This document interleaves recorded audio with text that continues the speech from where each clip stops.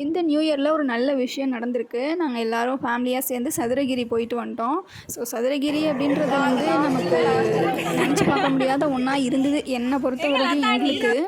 So நாங்கலாம் மலை ஏறுவோமா, அந்த மாதிரி போயிட்டு அங்க சாமி பார்த்துட்டு ரிட்டர்ன் வருவோமா, இதெல்லாம் நெறைய எண்ணங்கள் இருந்தது. என் ஹஸ்பண்ட் ஆனா நெறைய மலை ஏறி நெறைய கோயில் போயிருக்காங்க. சபரிமலை, வெள்ளியங்கிரி, சதுரகிரி. ஆனா நான் எந்த ஒரு கோயிலுக்கும் போனதில்ல. ஃபர்ஸ்ட் டைம் வந்து இந்த ஒரு ஆப்பர்ச்சுனிட்டி எங்களுக்கு கெடைச்சிது. இது ரிலேட்டிவ்ஸா நாங்க பிளான் பண்ணியிருந்தோம். இந்த மாரி சதுரகிரி இந்த இயர் போகலாம் அப்படின்னு சொல்லிட்டு, பிப்ரவரியில போகலாம் அப்படின்னு சொல்லிட்டு. ஸோ அதனால எல்லாருமே ஓகே சொல்லிட்டாங்களா, அதனால எங்களுக்கு ஒரு நல்ல ஒரு வாய்ப்பு கெடைச்சது. அத நாங்க யூஸ் பண்ணிக்கிட்டோம்.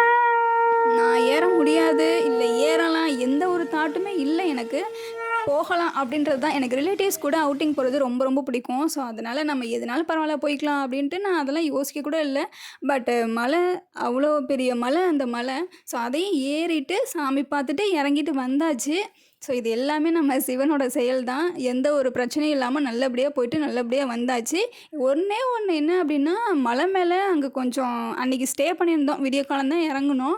ஸோ அதுக்குள்ள பயங்கர குளுரு. அந்த குளிர் தாங்க முடியல. யாராவது நீங்க சதுரகிரிக்கு போறீங்க அப்படின்னு பிளான் பண்றீங்கன்னா, ஸ்வெட்டர் கண்டிப்பா எடுத்துட்டு போங்க. ஸ்வெட்டர் அப்புறம் பெட்ஷீட்டு இது எல்லாமே கண்டிப்பா எடுத்துட்டு போங்க. ஏன்னா பயங்கர குளுரு தாங்க முடியாம இருக்கு.